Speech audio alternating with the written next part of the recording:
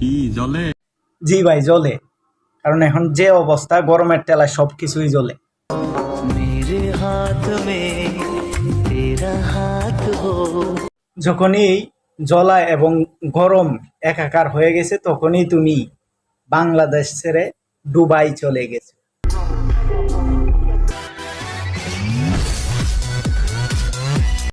এই গরমের মাঝে যে মেয়ে আতারে পাতারে হাত দেওয়ার ধরছে, একবারে তো কাম সারা দিবে।